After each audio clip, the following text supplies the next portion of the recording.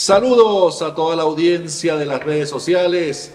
Hoy estamos en la entrega número 3 de Sin Filtro. Una vez más con el staff, por supuesto.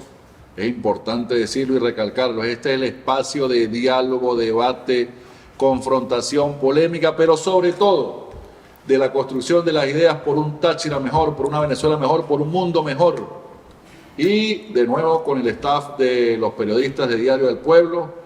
Hoy no vino la dama de la fanfarria, está tomándose unos días, pero está con nosotros el más chiquito de la casa, mire, siempre con su corbata, Fabio Hernández, nuestra flamante secretaria general del Colegio Nacional de Periodistas, Sandra Rondón, el cuarto bate de la política, Augusto Medina, y quienes habla, Otto Parada, todos periodistas, todos inscritos debidamente en el Colegio Nacional de Periodistas. Que por cierto, Augusto y Sandra, antes de anunciar al invitado, en estos días el secretario general nacional del Colegio Nacional de Periodistas hace un llamado a cesar el ejercicio ilegal del periodismo. Creo que es importante nosotros en esta coyuntura reforzar ese llamado. Aquí no hay excusa para no estudiar. Aquí las universidades autónomas ofertan el periodismo, las universidades privadas, diferentes regímenes presenciales, semipresenciales, o sea, a distancia. No hay excusa. No hay excusa. Hay que estudiar. Un día le vas a contar por qué estudiaste tu periodismo. Así es. Bueno, y eso marca la diferencia, ¿no? Yo quisiera hacer liposucciones, pero no soy médico. O sea, cada quien con su cosa. Ir a un tribunal también a defender a algún diputado. Entonces yo creo que hay que reforzar ese llamado. El que quiera hacer entrevistas, el que quiera ejercer el periodismo, estudie. Sencillamente estudie. Simple y llanamente que cumpla con la ley del ejercicio del periodismo es clara.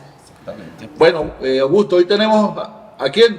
A un gran amigo de la casa, Así es. conocedor de la materia que tiene que ver con la comunicación y seguramente que también se acuerda de El Diario del Pueblo. Walter Márquez está con nosotros. Walter Márquez Rondón, quien es diputado jubilado, Sí. 5 veces diputado, además jubilado de la Universidad de los Andes y presidente de la Fundación El Amparo. Sí, señor. Bienvenido, diputado Walter. Bueno, saludo muy efusivamente este proyecto que están desarrollando ustedes, porque es un medio alternativo dentro de la modernidad, que ya no es solamente el periódico impreso, sino que ya en las redes llega a cualquier parte del mundo cualquier información. Así que, y yo respaldo también ese planteamiento de los periodistas, porque yo coincido con los periodistas que me gradué el 27 de junio de 1975. Ah, bueno, el día nuestro. Claro. Sí, así es. Mira, la primera gran entrevista que me hicieron a mí fue el 16 de agosto de 1968. Ayer tarde por la noche. El diario El Nacional, más de 50 años. 55 años. Cuando eso no había ni Instagram, ni Twitter, ni nada de eso. Teletipo. Sí, así es. Bueno, Diputado, la dinámica cómo es, esto es un foro. Aquí cada uno de nosotros tiene 2 oportunidades para hacerle preguntas. La única condición es que aquí hablamos sin filtro Y sin tapujos. y sin tapujos también. Claro. Comenzamos con la dama, Sandra Rondón. Bueno, bienvenido, Walter, a Diario del Pueblo y al programa Sin Filtro. Este es el tercer programa. Bueno, a propósito de la visita en el día de ayer a Venezuela del fiscal Karim Khan, usted ha realizado varias denuncias sobre delitos de lesa humanidad en Venezuela, ante la Corte Penal Internacional y ante la Corte Internacional de Justicia. ¿Cuál ha sido el resultado de esas denuncias? Bueno, mira, en La Haya están las 2 cortes. La Corte Internacional de Justicia, que tiene que ver con el tema del Esequibo. Esos son juicios entre estados, Guyana y Venezuela. Y está la Corte Penal Internacional, que tiene que ver con la responsabilidad penal individual de los que cometen crímenes de lesa humanidad. Yo empecé a documentar los temas de la frontera desde el 2009 y especialmente las deportaciones forzosas a partir del 2015. Y he presentado muchos casos de crímenes de lesa humanidad de persecución crimen de lesa humanidad de deportaciones forzosas, y estamos a la espera de que el nuevo fiscal reciba la autorización de la Sala de Asuntos Preliminares, que es un tribunal colegiado de 3 magistrados, que debe decidir si continúa o no la investigación en Venezuela. El gobierno venezolano le pidió al fiscal que se inhibiera, porque estaban investigando el país, y el fiscal consideró que no había mérito para eso y pidió autorización judicial de la Corte para continuar. Pero usted confía en este fiscal, Walter. Mira, tenemos 2 etapas. La Corte se creó el 17 de julio de 1998. Entró en vigencia el 1 de julio del 2002 y se instaló efectivamente el 11 de marzo del 2003, hace 20 años. La próxima semana se cumplen 20 años del funcionamiento del fiscal. Hay 2 etapas. Una del fiscal Luis Moreno Campos, que fue postulado por los Kirchner, y él, al ser electo fiscal, pues todo lo que le llegaba contra Hugo Chávez Frías lo engavetaba. Pero en este momento, bueno, ayer por cierto se produjo una reunión importante, una reunión fue en privado, pero salió en algunos medios de comunicación. El fiscal Karim Khan con el presidente Maduro. Muy ameno. Y sí, bueno, no se escuchaba nada, pero se veía que había cordialidad en la reunión.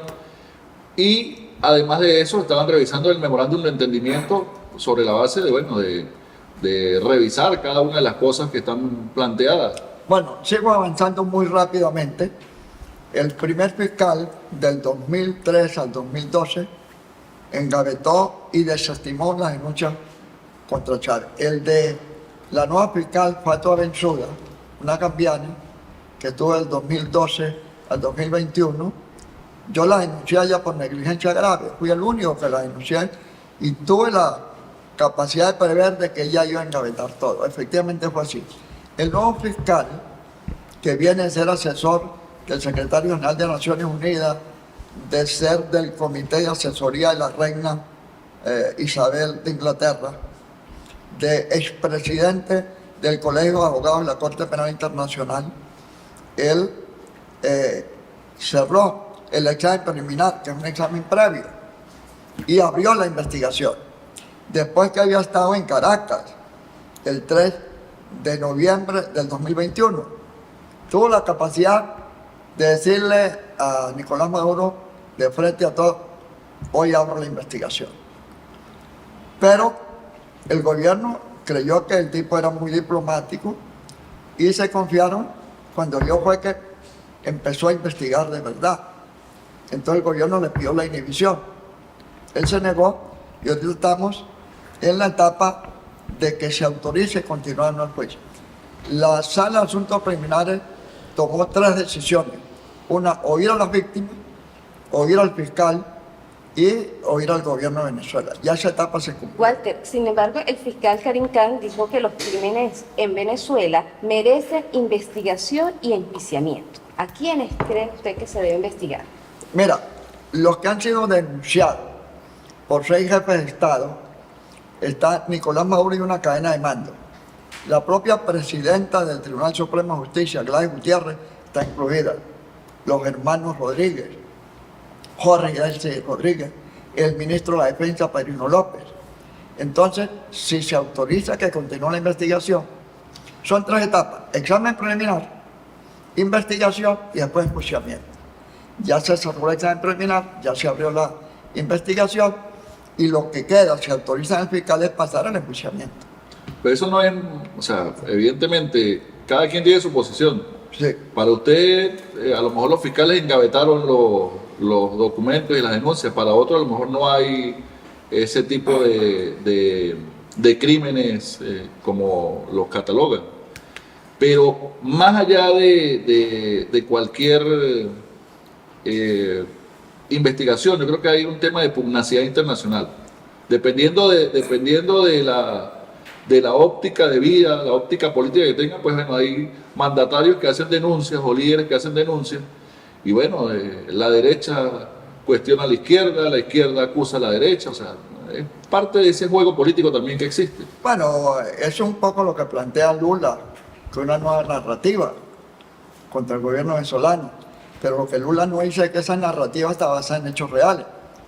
Yo invoco la capacidad de los periodistas. Ustedes están conscientes de lo que ocurrió a partir del 20 de agosto del 2015, cuando es un hecho público y notorio, una deportación masiva de colombianos, 1.500 colombianos deportados, más de 20.000 colombianos desplazados forzosos, algunos de los cuales tenían certificado de protección internacional de ACNUR, le destruyeron las viviendas. Esmeralda Barinas, Contradictorias, ¿ah? el barrio de San Antonio. El barrio, la invasión de San Antonio del Táchira. Es un hecho público y notorio y comunicacional. ¿Quién era el comandante en jefe? Nicolás Maduro. ¿Quién dictó el decreto de estado de excepción? Nicolás Maduro. ¿Quién ordenó realmente cerrar la frontera? Nicolás Maduro. Entonces hay una corresponsabilidad nacional e internacional de Nicolás Maduro en las deportaciones forzosas. Después tuvieron presos a 59 colombianos acusados de guerrilleros, de paramilitares, de que estaban conspirando un magnicidio, y al final tuvieron que soltarlos, deportarlos, porque un juez ordenó hacerlo. Eso es el crimen de persecución, por razones nacionales, por ser colombiano. Entonces, yo estoy trabajando con hechos que son públicos y notorios. No es una apreciación subjetiva mía, porque tengo ¿Y ha podido reunirse con Karim Khan? No, no lo conozco. No lo conozco, pero en alguna oportunidad lo veré. Walter, pero ayer lo vimos muy amable con Maduro. ¿Usted cree Sí, que lo va a pero- investigar? pero ¿Tanta él- diplomacia puede llegar a ese extremo? Lo que pasa es que el fiscal no conocemos su agenda oculta, porque él vino aquí, logró firmar un memorando de entendimiento. Hubo una confrontación entre el gobierno y el fiscal, en que el fiscal general de la República fue un poco duro con el fiscal de la Corte Penal y él lo vio, no se dio por entendido. No sabemos si el fiscal va a aplicar unos principios de la guerra, el factor sorpresa. O sea, viene a congraciarse o a acercarse o a conversar con el jefe de Estado. Es que tenemos que diferenciar una cosa. Nicolás Maduro, independientemente de que sea indiciado o sea acusado, es el jefe de Estado. Entonces él vino a reunirse con el jefe de Estado, no con el principal responsable de los crímenes de lesa humanidad. Ya cuando empiece el juicio, la investigación y pasen al juicio, ya el tratamiento debería ser otro. Entonces, no es fácil interpretar en qué está el fiscal de la Corte, porque, perdón, concluyendo lo que decía Sandra Rondón, el fiscal afirmó que en Venezuela se han cometido crímenes graves de lesa humanidad que requerían investigación y enjuiciamiento. Bueno, esperemos a ver qué determina la investigación. Fabio Hernández. Cómo no, para complementar un poquito lo que dijo aquí el invitado, también Karim Khan se reunió con personajes, actores de la oposición, ¿no? Como fue el caso de Juan Carlos Alvarado, quien lo recibió allá en la misma sede de COPEI Nacional, ¿no? Entonces, pues también es valedero interpretar, ¿no? La agenda oculta, como bien lo decía Walter, de lo que haya tenido el señor Khan para acá. Hablando un poquito ya jocosidad del tema, un dato muy especial para los que juegan lotería, ¿no? Hace una semana vino Natalia Chacón, 5 veces alcaldesa, y hoy tenemos a Walter Márquez, 5 veces diputado. Se repite el 5, ¿no? Vamos a ver qué pasa la otra semana, quién viene con cuál número jugamos y que se juegue el triple, pues. El 05. Esa es la cábala hebrea, Las cábalas. la numerología. Walter, bienvenido una vez más a Diario del Pueblo, su casa, está a la orden acá. Mira, yo los voy a saludar como en la India, namaste, Namaste. pero aquí dice namas café. Un tema aquí correlacionado con lo que mi colega aquí, Otto Parada, dijo, ¿no? De estas denuncias que van para la Corte, organismos internacionales, vamos a englobarlos como tal. Su persona ha denunciado más de un funcionario público, pasando desde el presidente de la República, Nicolás Maduro, hasta los funcionarios de la alcaldía de San Cristóbal e incluso el mismo alcalde Silfredo Zambrano. Pero la gente en la calle, uno que está en la calle, escucha lo coloquial, el lenguaje coloquial y lo que la gente le dice. Y como estamos en un programa sin filtro, pues vamos a hablar como la gente habla, Walter. La gente dice, Walter Márquez denuncia, y no pasa nada. Cuando convocas a rueda de prensa denunciando a alguien, la gente dice, ya Walter Márquez va a denunciar a alguien ante los organismos internacionales, pero no pasa nada. ¿Por qué no pasa nada, Walter? Mira, yo tengo la función de ser historiador. Así como ustedes son periodistas, comunicadores, yo creo en el tiempo y en el espacio. Recuerden los juicios del Cono Sur contra Pinochet, contra Videla, contra Fujimori.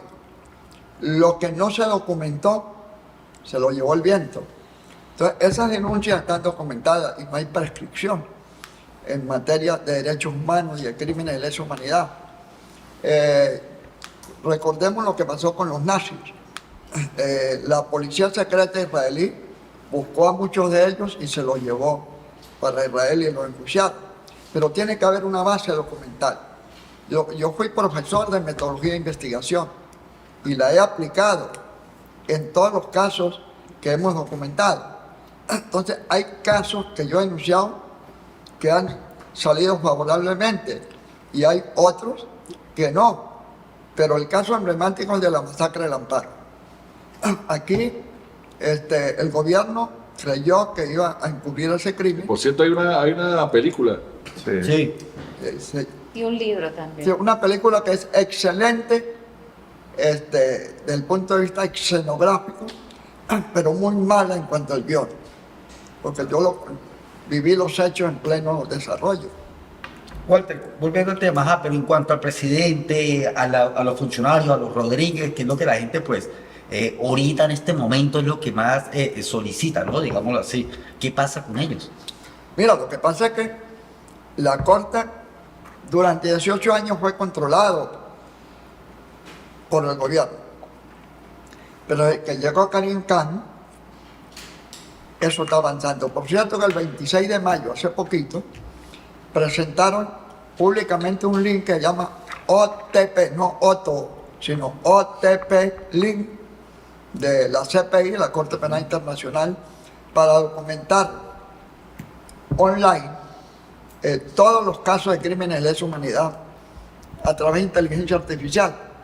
Aunque ellos no lo dicen, aplicaron todo el trabajo que verificaron de los crímenes de guerra y de lesa humanidad. Diputado, ¿y hay algo? Ya, perdón, para rematar eso. Los crímenes de guerra y de lesa humanidad de Ucrania, es decir, que ese OTP link es un instrumento de documentación. Si el fiscal estuviera dejando que las cosas pasaran, no lanza un link para que todo el que se considere víctima documente. Puede hacer. La denuncia, los hechos, por ejemplo, del 2012, el 2014, cuando destruyeron San Cristóbal, en la llamada Guarimba, el joven que quemaron vivo en la Caracas. chavista, que quemaron vivo en Caracas, los presuntos crímenes de lesa humanidad de Leopoldo López, María Corina Machado lo ha denunciado también. Mira, cada quien cumple un rol. Yo denuncio. O solamente usted denuncia crímenes de la izquierda, pero de la derecha no lo denuncia. Lo que pasa es lo siguiente, que yo actúo como el abogado de instancia de parte. Es decir, a mí me buscan para que acompañe a alguien, por lo menos los familiares de ese señor, pues ese joven que quemaron en Caracas, ni los conozco, ni tengo documentación, ni tengo acceso a esa información. Todos los casos de izquierda o de derecha que me lleguen, yo los documento. Pero no puedo estar cazando en todo el país. Los casos en el Táchira es lo que yo he documentado. He documentado pocos casos nacionales, salvo los diputados de Amazonas, que fueron despojados de su inmunidad después del 2010. Y esos casos los tenemos en la Comisión Interamericana de Derechos Humanos de la OEA. Así que los derechos humanos, los crímenes de lesa humanidad no tienen ni ideología, ni izquierda. Debería ser. No, es que así es. Sí. Por lo menos en mi caso. Yo nunca le pido credenciales políticas a alguien para asumir su defensa en materia de derechos humanos. Hablemos de política, Augusto, porque ya hablamos Mucha del historia. pasado y de la historia, pero primarias. Bueno, el tema de las primarias, Walter, definitivamente que va a ser el 22, el norte, el 22 de octubre va a ser fundamental para lo que se viene, ¿no? Para usted, ¿qué significa esto? ¿Las primarias qué van a hacer? Un ejercicio democrático, pero no sé si habrá condiciones reales por parte del gobierno, porque el propio gobierno ha dicho que no entrega el poder ni con votos ni con balas.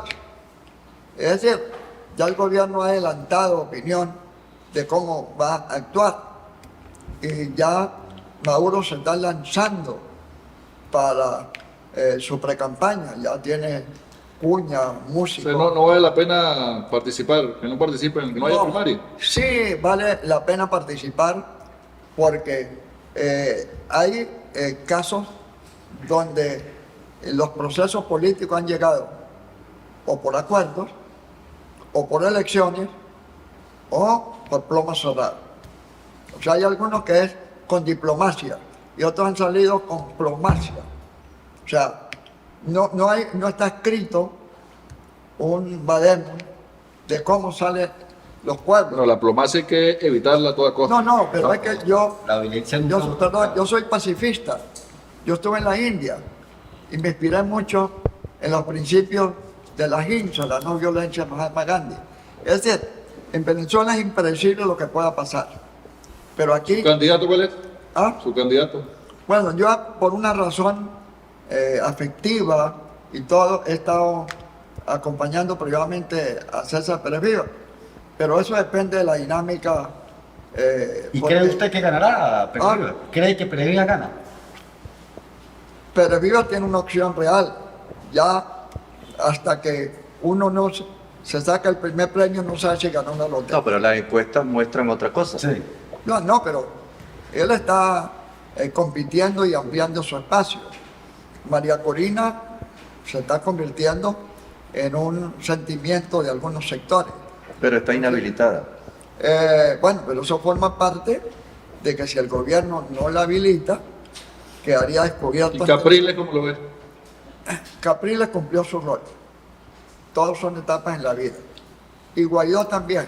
Rosales, Walter. ¿Ah? Rosales No se ha escrito. Entonces no va a competir. Dice que va a ser el consenso. es muy probable. O sea, Mire, ese tema de Guaidó, Walter, muchísima gente está esperando que alguien diga con exactitud qué es lo que pasó con ese interinato.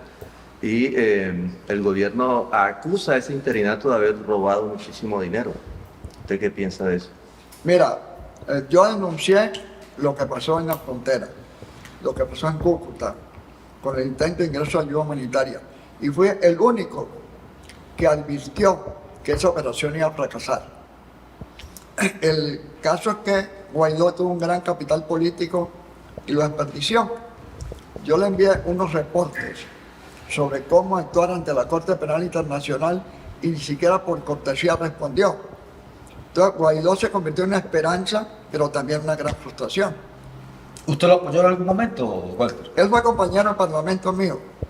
Intenté asesorarlo y apoyarlo, pero él estaba rodeado de un círculo de jóvenes que representan el futuro y la esperanza, pero le falta la experiencia, lo que hemos estado en la primera línea. Pero ya está acabado, Guaidó. No, en política nunca se puede decir eso, pero en este momento no tiene el liderazgo que alcanzó en su época. En lo local, Walter, ¿cómo ve al Táchira? ¿Cómo ve San Cristóbal? ¿Cómo ve a Bernal? ¿Cómo ve a Silfredo? Mira, el Táchira, hay una serie de obras importantes que están haciendo, me parece positivo para el Estado, pero aquí no hay nadie que haya hecho más obras en Venezuela que Marcos Pérez Jiménez. ¿Y cómo terminó Pérez Jiménez enjuiciado? Recordemos el caso Fujimori. Cuando él llegó al poder, Perú era un país con una crisis económica muy grande. Sendero Luminoso tenía el control de los principales espacios territoriales de Perú. Él acabó con Sendero Luminoso, rescató la paz, recuperó la economía, pero la gente no le reconoce el trabajo por 30 millones de habitantes sino por su alianza con su principal jefe de inteligencia. Sí, Montesinos. pero No, yo perdón, creo que esa comparación no vale No, para pero ya Táchira, va. porque Sí, porque lo que quiero yo veo al gobernador reunido con Más Vázquez, No, lo veo reunido con Johnson Delgado, ayer estaba con los de Alitaca, o Ya sea, va, ya va. Por yo no ejemplo. veo, o sea, yo no lo veo, No, no, es que usted no me dejó yo no lo concluir. veo Fujimorazo. No, usted no me dejó concluir. El gobernador por lo menos ha sido prudente políticamente y prudente en la relación con la gente. No así Silfredo. Silfredo, yo fui amigo de él, su papá me acompañó en la campaña del 95, el sargento Zambrano. Cuando empezó el problema del Hospital Central, yo quise mediar.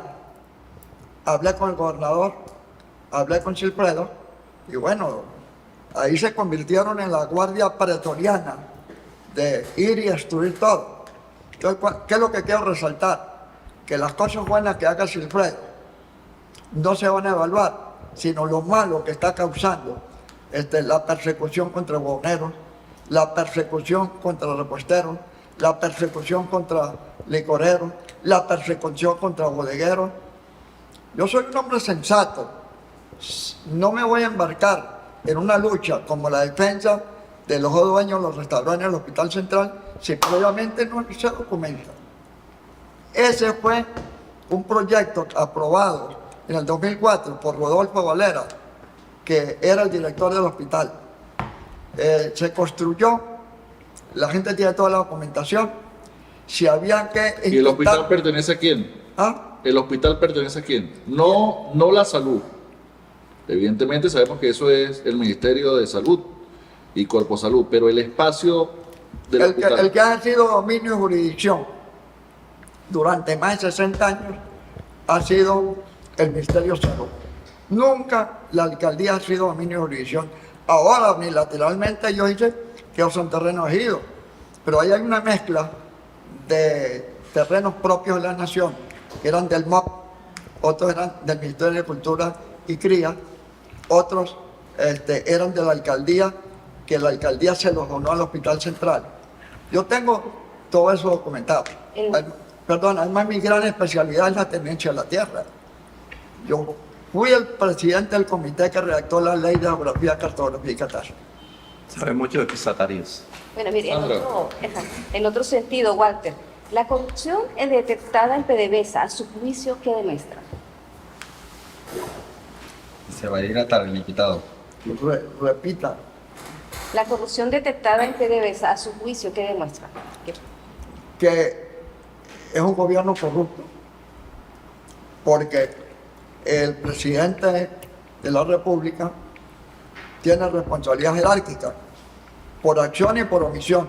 Por acción por haberlo nombrado y por omisión por no haberlo supervisado.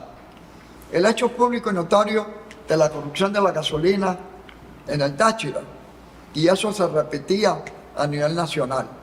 Y era un hecho público y notorio el papel que jugaba allí Taren William Saab. Entonces una corrupción no individual, sino parece que es una corrupción institucional, porque los órganos contralores de la Fiscalía, los órganos contralores de la propia Contraloría, los órganos contralores de la Asamblea Nacional fueron desmantelados. Aquí hay una solidaridad ideológica y política a veces. Pero quiero retomar muy rápidamente el tema de la alcaldía de San Cristóbal. Esos casos ya están en la Corte Penal Internacional, ya está en la Fiscalía, y yo le hago un llamado público a Silfredo Zambrano que revise su comportamiento. Está a tiempo de que cambie su conducta de sus funcionarios para que realmente su gestión de gobierno se convierta en un logro para San Cristóbal. ¿A qué funcionarios concretamente denunciaste de la alcaldía? Denuncié por responsabilidad jerárquica a Silfredo Zambrano, el alcalde, al director general Juan Rodolfo Martínez, que es el ideólogo de todo eso y que está detrás de la destrucción de los inmuebles del Hospital Central, porque él propuso que ellos se aliaran para construir o ampliar un inmueble. Los dueños de la bienhechoría se negaron y él usó todo el poder de la alcaldía para perseguirlos y para destruirlos. Ese caso tiene que ser investigado por la Policía Nacional contra la Corrupción, porque en la alcaldía hay cosas positivas y hay cosas negativas que deben ser Pero investigadas. te van a prestar atención si casi te meten preso cuando estabas en el... No, no preso. Es un abuso de poder del segundo comandante de la Policía Municipal, que por cierto fue sancionado. Un expediente administrativo ya fue sancionado. Y Se próximamente... metió con tu esposa, que es abogada. Sí, bueno, abuso de poder. Abuso de poder, pero eso no me intimida. Y nosotros seguimos adelante. Además, yo tengo una ventaja. Soy de los que no le corren los problemas. No porque puede puedo correr. No puede correr. Hasta ahora nadie me ha sacado corriendo. Por otra parte, Walter, ¿qué piensas sobre las declaraciones del jefe paramilitar Salvatore Mancuso sobre las fosas comunes en la frontera? ¿Conoce los casos de desaparecidos en las trochas de San Antonio? Hay dos casos. Uno, el conflicto armado colombiano. La guerra entre la FARC, los helenos y los grupos paramilitares fue muy cruenta. Y en ese sándwich está la población civil. Mancuso, desde Estados Unidos, ante la Jurisdicción Especial de Paz, confesó que había más de 200 fosas y muertos enterrados en San Antonio del Táchira, Ureña, en La Grita, La Fría y San Cristóbal. Pero trasladar cadáveres de la frontera a San Cristóbal no tiene lógica. Si aquí hay una fosa común de gente que ejecutaron y enterraron aquí mismo, eso tiene que ser investigado por un comité técnico binacional de médicos forenses, abogados, también debe participar el Congreso de Colombia, la Asamblea Nacional. Pero Mancuso se ofreció a venir a los sitios. Y es una denuncia calificada porque Mancuso fue el jefe de la Autodefensa Unidas de Colombia. Entonces, aquí hay más de 500 casos. 200 de Mancuso y más de 200 por los trochos. Por cierto, que la inseguridad en Cúcuta es terrible. O sea, vean cómo explicó. de un lado de la frontera, todo el mundo debe reconocer que aquí vivimos en sana paz. Aquí los delitos bajaron casi a cero. En estos días un abogado penalista me decía que me quedé sin trabajo porque no hay, ¿A quién defender? en serio, ¿no? La inseguridad ha disminuido. Ha disminuido considerablemente, pero Cúcuta está terrible. Y los atentados terroristas en Cúcuta y todo. Pero también hubo unos atentados aquí, Walter, que fue el de la Granada, en Ureña, y bueno, ya se los responsables, pues, Pero son- de una u otra manera, ya, digámoslo así, los fallecidos, pues bueno, ya fallecieron algunos, valga la redundancia, y otros que también han aprendido, ¿no? La opinión suya de este dispositivo, ¿valió la pena? ¿Continúa? ¿Hay todavía riesgo latente de que vuelva a haber un atentado en la frontera? No es la opinión mía, es la opinión de Cúcuta la que dice esas cosas, Ah. porque es un espacio de frontera. Sí. Es Hay cierto. que leerlo. Es decir, eso forma parte de los delitos fronterizos que se debe legislar sobre la materia, porque en esa franja hay gente que delinque y se va para Cúcuta, hay gente de Cúcuta que delinque y se viene para acá.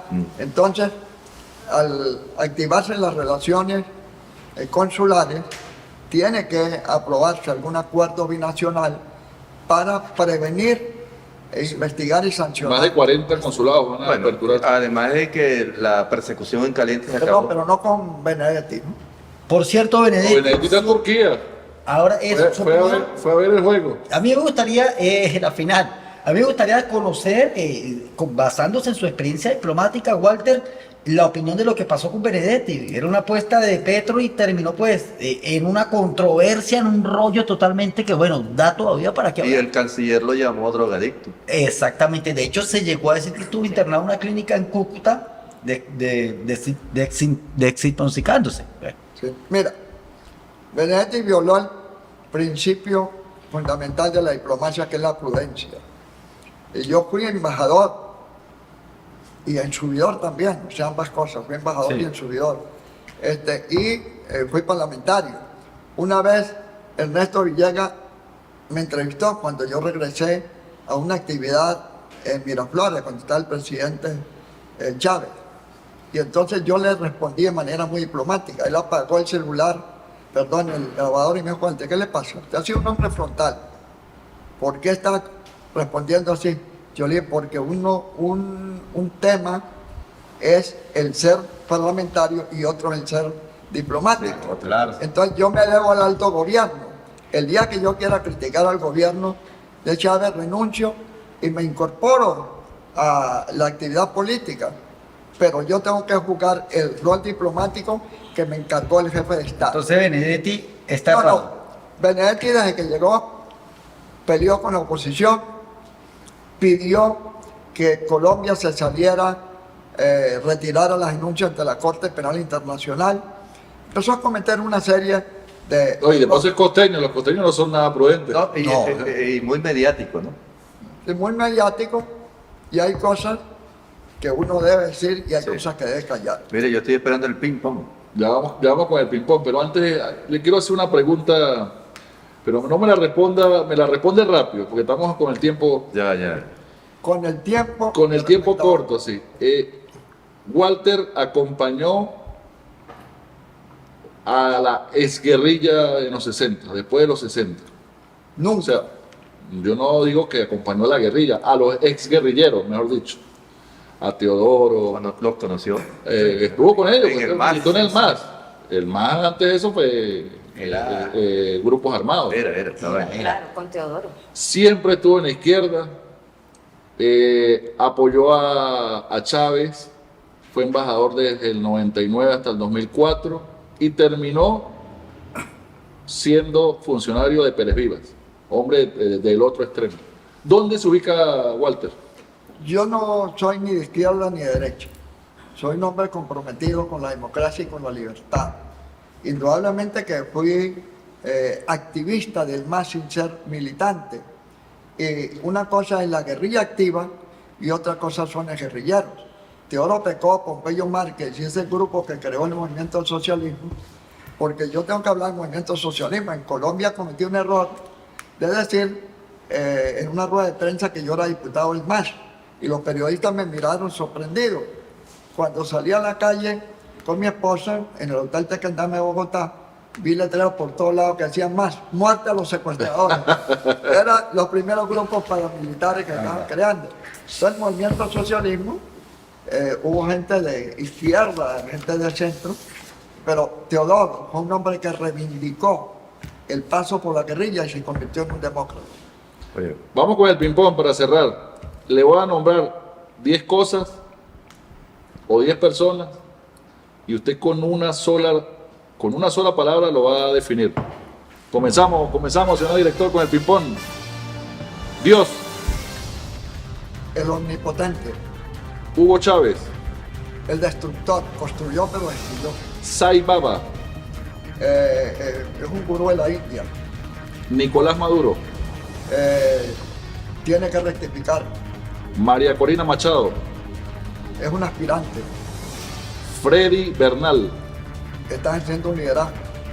Karim Khan, La esperanza. Silfredo Zambrano, No tengo palabras para descifrar a Silfredo. José Vicente Rangel, Cumplió su rol de denunciante en su época. Táchira, Táchira, que como concepto, Táchira, Estado, Táchira como con... bueno, en Táchira su mayor importancia es ser frontera. Bueno, cerramos con Walter. Gracias, diputado Walter, por haber asistido a Sin Filtro. Gracias a todos Un honor. los colegas y por supuesto a nuestra audiencia en las redes que sigue creciendo. Otro, Muchas visitas.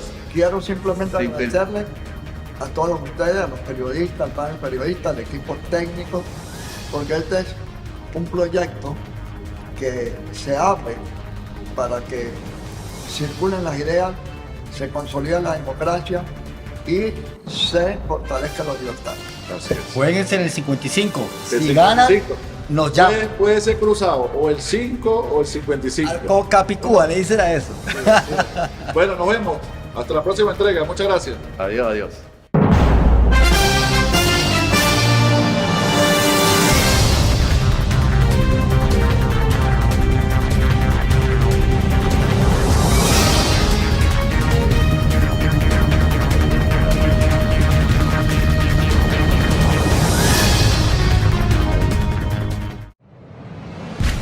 La tecnología nos une, conectando más cerca a los tuyos. Conectados TV en línea, conectando contigo.